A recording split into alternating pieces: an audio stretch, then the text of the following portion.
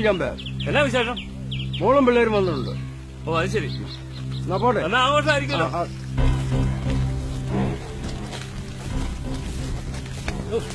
എന്നോട് കൂടാല് ബീഫ് വാങ്ങിക്കരുത് കഴിക്കരുതെന്ന് പറഞ്ഞിട്ടുള്ളൂ. ആര് പറഞ്ഞു? ഞങ്ങൾ പറഞ്ഞു. പശു ഗോമാതാവാണ്. അത് പശുവല്ലേ, ഇത് പോത്തിറച്ചിയാ.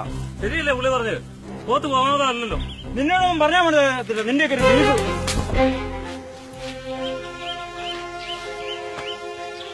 ഇന്ത്യ ഭരിക്കുന്നത് ഞങ്ങളാ. ഞങ്ങൾ തീരുമാനിക്കും മാതാവാരാ പിതാവാരാന്ന്.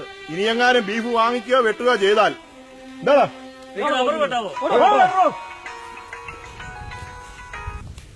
ഓസ്തേ പറ. വേണ്ട വേണ്ട, ഞാൻ വന്ന് ചെയ്തോളാം. ഞാൻ ഇപ്പൊ എത്തിയേക്കാം. ആരാടാ?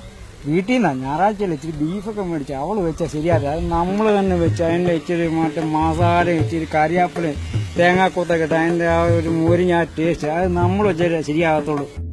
എന്നാ പറയടാ? അല്ല, ബീഫ് വെയിറ്റ് വാങ്ങിച്ചിട്ടില്ല. നീ പറഞ്ഞു കൊതിപ്പിക്കല്ലേ.